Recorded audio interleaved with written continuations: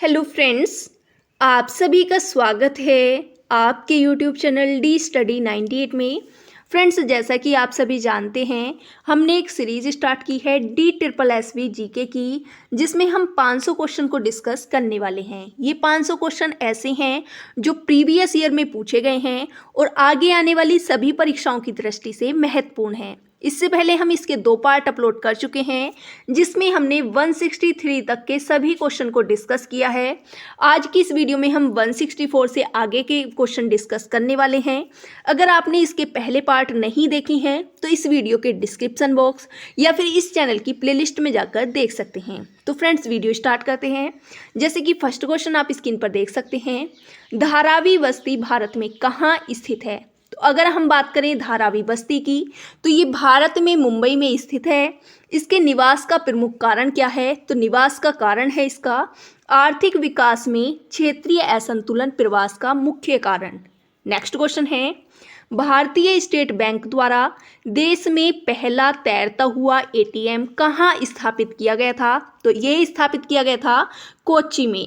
Next question है, सच्चर समिति का संबंध किससे है? तो अगर हम बात करें सच्चर समिति की, तो इसका संबंध है मुस्लिमों की सामाजिक, आर्थिक और शैक्षणिक स्थिति के अध्ययन से। नेक्स्ट क्वेश्चन है, भारतीय गणराज्य का पहला पूर्णकालीन बजट किसने प्रस्तुत किया? तो ये प्रस्तुत किया गया था जॉन मथाई के द्वारा। नेक्स्ट क्वेश्चन है, देश में शून्य आधारित बजट प्रस्तुत करने की परंपरा किसने डाली? तो राइट आंसर हो जाएगा राजीव गांधी ने। नेक्स्ट क्वेश्चन है, भारत का प्रथम वित्त आयोग कब गठित किया गया था? तो अगर हम बात करें प्रथम वित्त आयोग की, तो ये गठित हुआ था 1951 में। नेक्स्ट क्वेश्चन है, भारत में आयकर प्रारंभ करने में उत्तरदायी है? तो राइट आंसर हो जाएगा जेम्स विल्सन।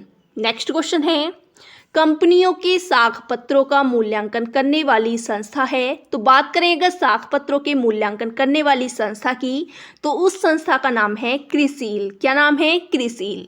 नेक्स्ट क्वेश्चन है, सदस्य राष्ट्रों के मध्य वित्तीय और आर्थिक सहयोग का बढ़ावा देना तथा विश्व व्यापार का संतुलित विस्तार करना कौन सी संस्था का कार्य है? तो राइट आंसर होगा अंतर्राष्ट्रीय मुद्रा कोष का कार्य है, जिसे हम IMF भी कहते हैं।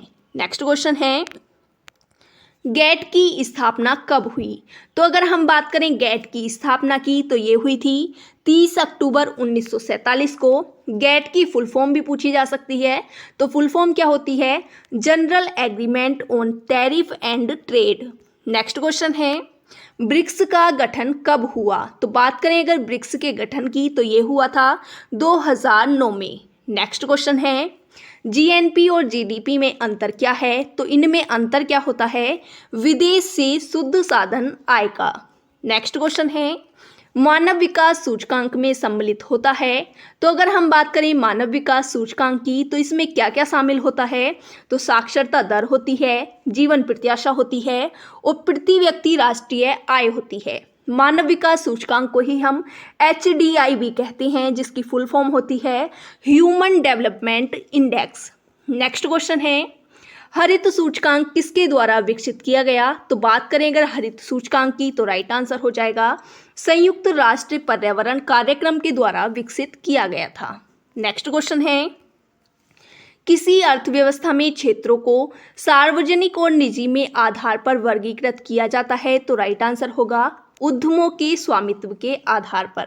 नेक्स्ट क्वेश्चन है, संरचनात्मक बेरोजगारी का कारण क्या है? तो राइट आंसर है अपर्याप्त उत्पादन क्षमता।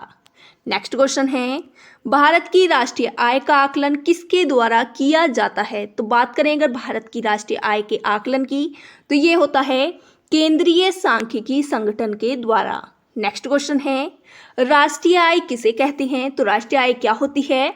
उत्पादन लागत पर निबल राष्ट्रीय उत्पाद को ही हम क्या कहते हैं? राष्ट्रीय आय। नेक्स्ट क्वेश्चन है, मूल्यह्रास किसे कहा जाता है? तो बात करें अगर मूल्यह्रास की, अगर हम सकल राष्ट्रीय उत्पाद में से निबल राष्ट्रीय उत्पाद को घटा दें तो हमें क्या प्राप्त होता है? मूल्यह्रास। नेक्स्ट क्वेश्चन है, मुद्रा स्वयं मुद्रा का निर्माण करती है, किससे संबंधित है? तो राइट आंसर हो जाएगा क्रोमर से।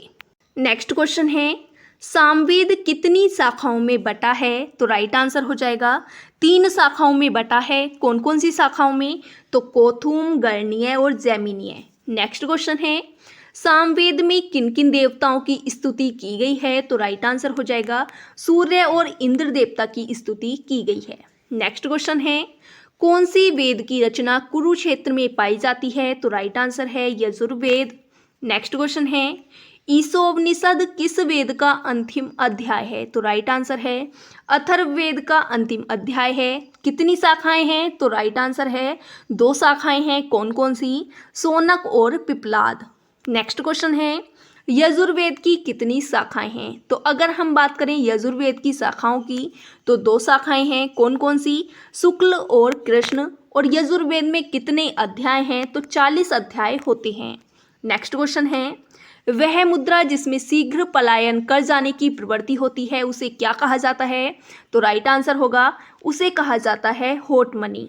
नेक्स्ट क्वेश्चन है, भारत में हरित क्रांति का प्रारंभ कब किया गया? तो राइट आंसर है 1966 से 1968 के बीच हरित क्रांति का प्रारंभ हुआ था। नेक्स्ट क्वेश्चन है, मिश्रित अर्थव्यवस्था का क्या अर्थ है? तो अगर हम बात करें मिश्रित अर्थव्यवस्था के अर्थ की तो क्या होता है? जिस अर्थव्यवस्था में निजी और सार्वजनिक उद्योगों का सह अस्तित्व पाया जाता है उसे कहा जाता है मिश्रित अर्थव्यवस्था। नेक्स्ट क्वेश्चन है, देश में किस प्रकार की वित्तीय व्यवस्था पाई जाती है? तो राइट आंसर है संघीय वित्त व्यवस्था पाई जाती है। नेक्स्ट क्वेश्चन है, दुर्गापुर इस्पात संयंत्र किसके सहयोग से बनाया गया है? तो राइट आंसर है ब्रिटेन के सहयोग से बनाया गया है। नेक्स्ट क्वेश्चन है, वेद शब्द का शाब्दिक अर्थ क्या है? तो अगर हम बात करें वेद के शाब्दिक अर्थ की तो राइट आंसर होगा ज्ञान या पवित्र एवं आध्यात्मिक ज्ञान। नेक्स्ट क्वेश्चन है, वेद शब्द संस्कृत के किस धातु से बना है? तो ये बना है विद धातु से जिसका अर्थ होता है जानना। नेक्स्ट क्वेश्चन है, वेदों की कुल संख्या कितनी है? तो अगर हम बात करें वेदों की कुल संख्या की तो 4 होती है। कौन कौन से वेद हैं? ऋग्वेद, सामवेद, यजुर्वेद और अथर्ववेद। नेक्स्ट क्वेश्चन है, वह मुद्रा जिसकी आपूर्ति की तुलना में मांग लगातार बढ़ती है क्या कहलाती है?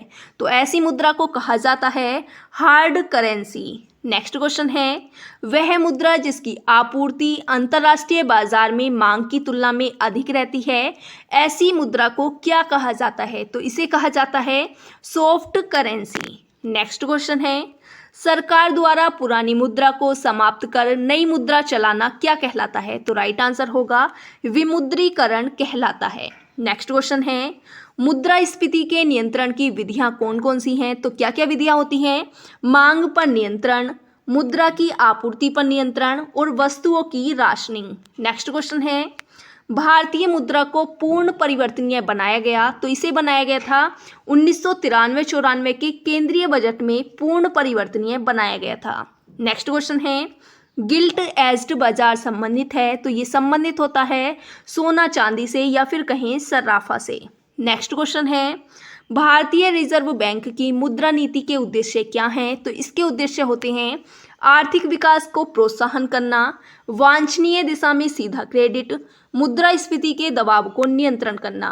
नेक्स्ट क्वेश्चन है, भारतीय जीवन बीमा निगम जिसे LIC भी कहा जाता है की स्थापना कब हुई? तो राइट आंसर होगा 1956 में। नेक्स्ट क्वेश्चन है, बम्बई स्टॉक एक्सचेंज का संबंध है तो अगर हम बात करें बम्बई स्टॉक एक्सचेंज के संबंध की तो इसका संबंध है बैंकिंग संरचना सुधार समिति से। नेक्स्ट क्वेश्चन है, RN मल्होत्रा समिति का संबंध है तो राइट आंसर होगा बीमा क्षेत्र से।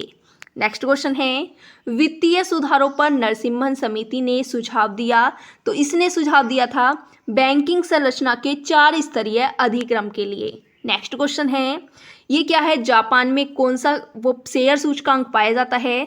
तो जापान में पाया जाता है निक्की शेयर सूचकांक, UK में पाया जाता है FTSI और USA में पाया जाता है नैस्डैक। नेक्स्ट क्वेश्चन है, विश्व का पहला जल विद्युत उत्पन्न करने वाला देश कौन सा है? तो राइट आंसर है नॉर्वे एक ऐसा देश है जिसने पहली बार जल विद्युत उत्पन्न की थी। नेक्स्ट क्वेश्चन है, विश्व का प्रथम सौर और पवन चालित बस अड्डा कहाँ स्थित है? तो राइट आंसर है स्कॉटलैंड में। नेक्स्ट क्वेश्चन है, भारत में थोरियम सबसे ज़्यादा पाया जाता है। तो बात करेंगे थोरियम की, तो ये पाया जाता है केरल में सबसे अधिक। नेक्स्ट क्वेश्चन है, सबसे पहला ज्वारीय ऊर्जा स्टेशन कहाँ पर है? तो ये फ्रांस में स्थित है। नेक्स्ट क्वेश्चन है, अरावली और विंध्याचल की पहाड़ियों में कौन सा पठार स्थित है? तो राइट आंसर है मालवा का पठार। नेक्स्ट क्वेश्चन है, माही, साबरमती, पेरियार, नर्मदा और ताप्ती नदियां पूर्व से किस ओर बहती हैं? तो राइट आंसर है पश्चिम की ओर बहती हैं। नेक्स्ट क्वेश्चन है, कार्बी एंगलोंग पठार के नाम से किस राज्य को जाना जाता है? तो राइट आंसर होगा मेघालय को जाना जाता है। नेक्स्ट क्वेश्चन है, भारत में दूसरा सबसे बड़ा जलप्रपात कौन सा है? तो राइट आंसर है शिव समुद्रम, जो कि कावेरी नदी पर स्थित है। नेक्स्ट क्वेश्चन है, पृथ्वी के धरातल का कितने % भाग जल क्या है? लवणीय है। तो राइट आंसर है 97%। नेक्स्ट क्वेश्चन है, प्रायद्वीपीय भारत की सबसे लंबी नदी कौन सी है? तो बात करें अगर प्रायद्वीपीय भारत की सबसे लंबी नदी की, तो राइट आंसर हो जाएगा गोदावरी। नेक्स्ट क्वेश्चन है, अंग्रेजों ने पंजाब का अधिग्रहण कब किया? तो राइट आंसर है 1849 में। नेक्स्ट क्वेश्चन है, सतारा को अंग्रेजी राज्य में कब मिलाया गया? तो राइट आंसर होगा 1848 में। नेक्स्ट क्वेश्चन है, भारत में अंग्रेजी द्वारा स्थायी बंदोबस्त लागू किया गया? तो राइट आंसर है 1793 में। नेक्स्ट क्वेश्चन है, सर्वाधिक अभ्रक उत्पादक राज्य कौन सा है? तो राइट आंसर है झारखंड। नेक्स्ट क्वेश्चन है, सुनिश्चित लागत का क्या अर्थ है? तो अगर हम बात करें सुनिश्चित लागत के अर्थ की, तो होता है उत्पादक संसाधनों के लिए की गई अदायगियां।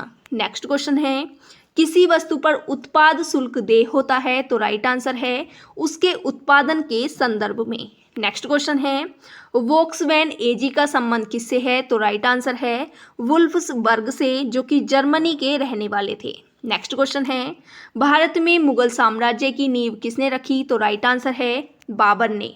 नेक्स्ट क्वेश्चन है, बाबर का जन्म कब और कहाँ हुआ? तो बात करें अगर बाबर के जन्म की, तो ये हुआ था 14 फरवरी 1483 में। नेक्स्ट क्वेश्चन है, बाबर के माता पिता कौन थे? तो अगर हम बात करें बाबर के माता पिता की, तो कौन थे?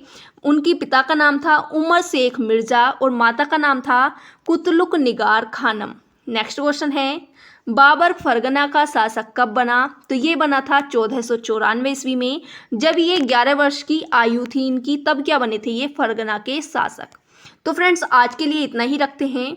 आई होप फ्रेंड्स आपको वीडियो पसंद आई होगी। अगर वीडियो पसंद आई हो तो ज़्यादा से ज़्यादा लाइक करें, शेयर करें, कमेंट करें और चैनल को सब्सक्राइब करना ना भूलें।